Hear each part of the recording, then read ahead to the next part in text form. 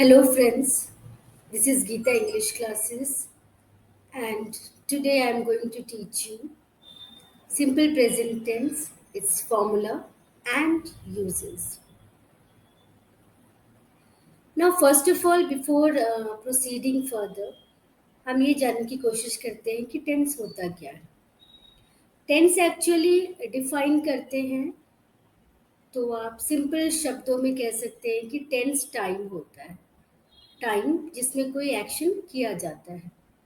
वो अभी हो सकता है, पीछे के समय के बारे में बात की जा सकती है या आने वाले समय के बारे में बात की जा सकती है.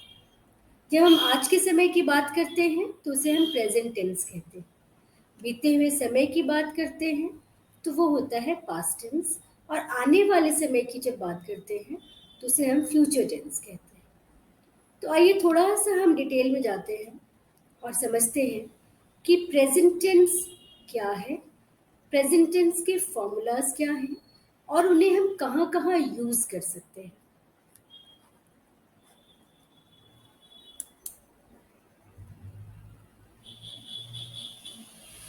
अगर देखा जाए तो बहुत ही सिंपल है टेंस.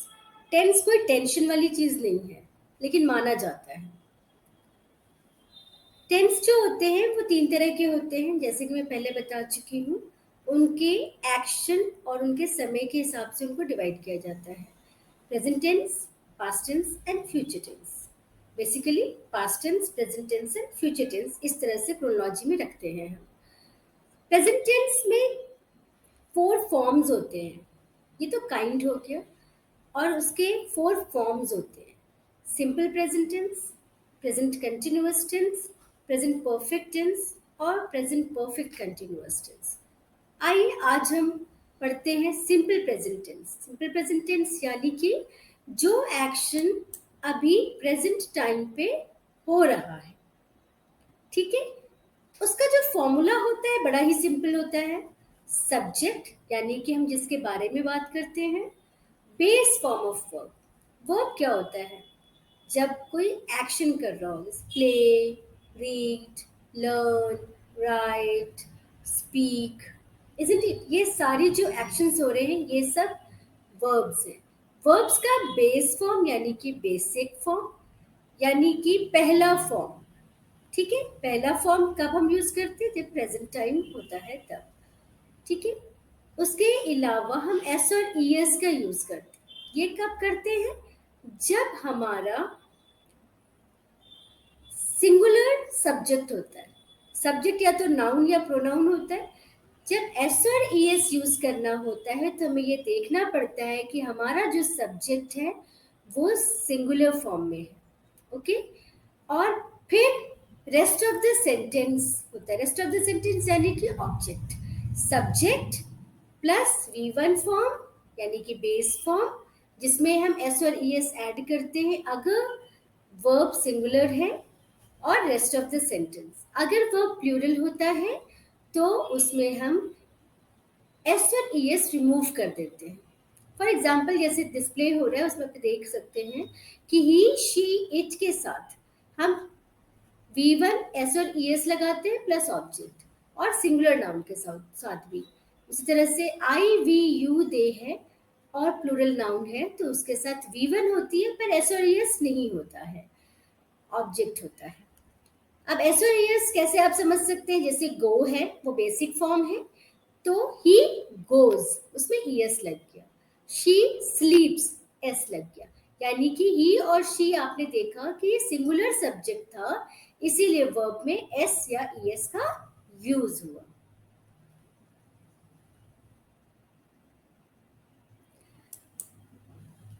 अब सिंपल प्रेजेंट टेंस को हम यूज कहाँ कहाँ करते हैं, ये बहुत इंपॉर्टेंट है. जब आप ये समझ लेते हैं कि फॉर्मूला क्या है तो उसका यूज भी बहुत इजी हो जाता है. अब यूजेस जानने के लिए हमें सबसे पहले देखना है कि हमारे हैबिट्स क्या क्या हैं. ओके.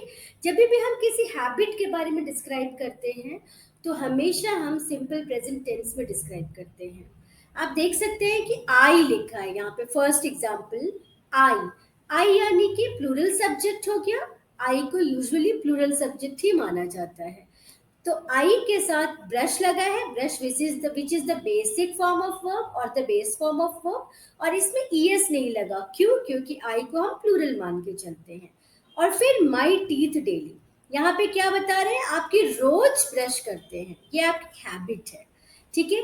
दूसरा एग्जाम्पल है, my friend sneezes when she Yeats ice cream, ये उसकी हैबिट है कि वो छींकती है जब वो आइसक्रीम खाती है।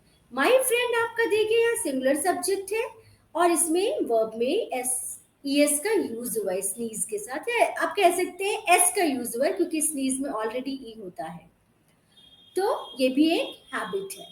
थर्ड एग्जाम्पल देखिए, my grandmother goes to work in the evening daily, उनकी भी हैबिट है कि वो हर दिन शाम को वॉक पे जाती है। तो जाती है के लिए GOES लगता है, यानी कि जहां भी ता है, ती है, ते है का यूज होता है, वहां पे हम सिंपल प्रेजेंट टेंस का यूज करते हैं। वो खेलता है, वे गाते हैं, वो सोता है, हम पढ़ते हैं, all these are simple present tense. Okay, so I hope आपको समझ में आ गया होगा। दूसरा एग्जाम्पल है हैबिट्स के बाद for repeated actions. Repeated actions मतलब जब हम एक्शंस को बार बार दोहराते हैं तब भी हम सिंपल प्रेजेंट टेंस का यूज करते हैं। जैसे वो वॉक पर जाते हैं, वो रोज रोज वॉक पे जाते हैं, आप इसको इस एक्शन को रोज रोज दोहरा रहे हैं, इसीलिए यहाँ पे दे के साथ को लगा। We catch the bus every day, हम रोज बस कैच करते हैं, ये भी एक रिपीटेड एक्शन है। आप रोज जाते हैं ऑफिस, आप रोज बस को कैच करते हैं। She watches a movie every Sunday, her Sunday उसकी आदत है या किसी की भी आदत है कि वो हर संडे को मूवी जरूर वॉच करते हैं, ठीक है। तो शी है इसलिए वॉचेज लगा है, दे और वी है इसलिए गो और कैच लगा है respectively. I hope you understand. Third use होता है for general truths. Universal truth भी आप कह सकते हैं जिसको हम कभी बदल नहीं सकते। फॉर एग्जाम्पल, अर्थ जो है अपनी ही धुरी पे घूमता है, ये हम बदल कभी नहीं सकते क्योंकि ये एक यूनिवर्सल ट्रूथ है। The earth rotates on its axis. अभी stars twinkle at night, stars twinkle at night, क्यों? क्योंकि हम इसे कभी बदल नहीं सकते, इसलिए हमेशा इसका यूज सिंपल प्रेजेंट टेंस में होगा। The capital of India is new Delhi, क्यों? क्योंकि ये भी हम कभी बदल नहीं सकते, ये ट्रुथ है। फॉर नेक्स्ट पार्ट होता है फॉर इंस्ट्रक्शंस और डायरेक्शंस। देखते हैं ना आप देखिए स्कूल जब भी क्लोज होता है या ओपन होता है या कोई इंस्ट्रक्शन अगर टीचर देता है तो जनरली सिंपल प्रेजेंट टेंस में देता है। जैसे close the door, go to your teacher, that bus goes to the railway station, ये सारी ही चीजें आपकी सिंपल प्रेजेंट टेंस में ही यूज होती है। आप यहाँ पे ये भी कह सकते हैं कि जब कोई सेंटेंस इंपेरेटिव होता है तो वहां पर हम सिंपल प्रेजेंट टेंस का यूज करते हैं। नेक्स्ट है to express future time. For example, आपने आज ही कुछ डिसाइड कर लिया है और फ्यूचर टाइम के बारे में बात करें, जैसे कि वेकेशन हमारे होने वाले हैं, तो आप क्या कह सकते हैं? The summer vacation begins from 1st of May। Begins आगे समझ में, यानी कि एक्शन फ्यूचर में होने वाला है पर उसका डिसीजन हमने आज के आज ही ले लिया है।